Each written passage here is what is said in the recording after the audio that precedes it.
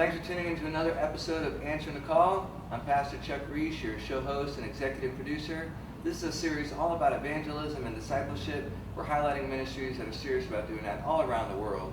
Our next story comes from Locust Grove, Georgia. We're visiting Strong Rock Christian School, and with me is the founding brothers, the Adams brothers.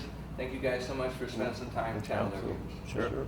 Yeah, so evangelism, discipleship, two big church topics, but let's talk a little bit about how God put on your heart to start the school, to get involved in this kind of a ministry. Who wants to start us off? I'll go first. We were involved in a kindergarten at our church that was making an impact, and my wife later homeschooled, and it just felt like God laid on our hearts to that this area needed a Christian school. There's great Christian schools in the north and south and east and west of us, but there's a geographic region here of maybe 20, 30 miles that there was not a Christian education as far as a school. And so the three of us got together and we talked about it and we prayed over it and thought about it and eventually agreed that it was the right thing to do and pursued other Christian business leaders and pillars of the community to join us in the effort, and just so many people have got involved. We've got some educators and business people and bankers and architects and builders, and God has just provided to see this thing become a reality. You know, when this idea was first born, if you will, it was 2004, 2005. The economy was great. We're builder, developer, banker, family, and you know, it was blue sky. I mean, everything was going well. Economy was good.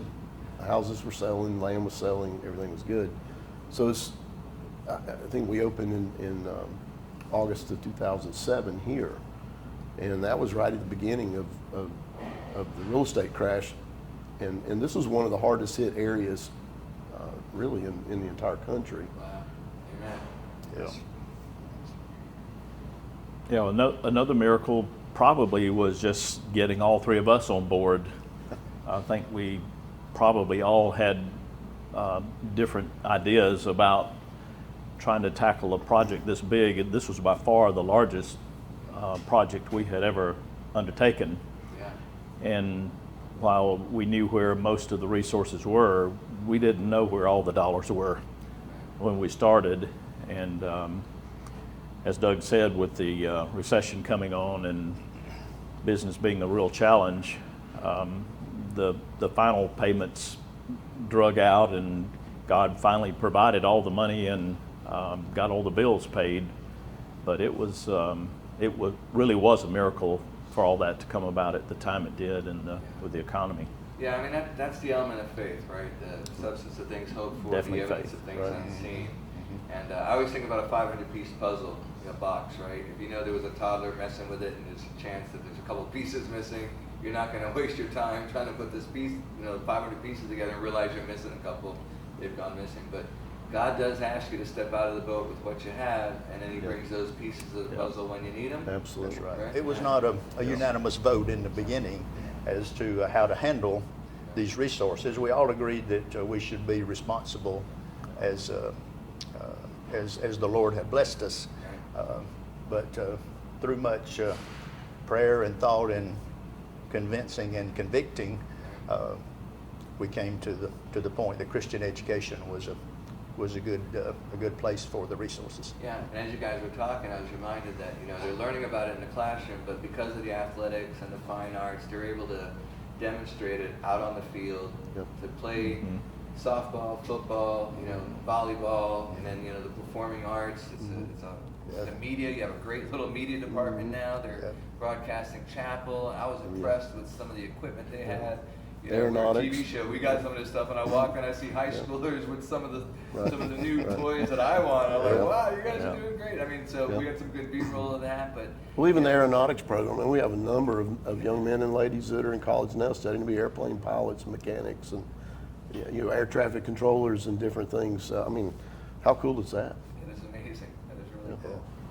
The difference in what we're doing here in education, originally from my perspective, and one of the reasons that I became such an advocate was that our Constitution in the country is based for a Christian society. There's no doubt that the founding fathers believed in God and developed the Constitution based on Christian principles and being for a Christian society. So the farther we get away from being a Christian nation and a Christian society, the less and less our Constitution works. So one of my initial goals was to try to raise up leaders that would keep us founded in that basis in a Christian society. In a society where there's more information stored in a cell phone than it used to be even possible to store in this room, the information is not the bottleneck. I feel like it's the application of the information. You know, it's not too many years from now till these 2nd and 4th and 8th graders will be our EMS and our mayors and our councilmen and our doctors and lawyers and sitting at the same seat that the four of us are sitting in, and will they answer the call? Or will they hear the call, or will they, you know, what will their response be to the gospel?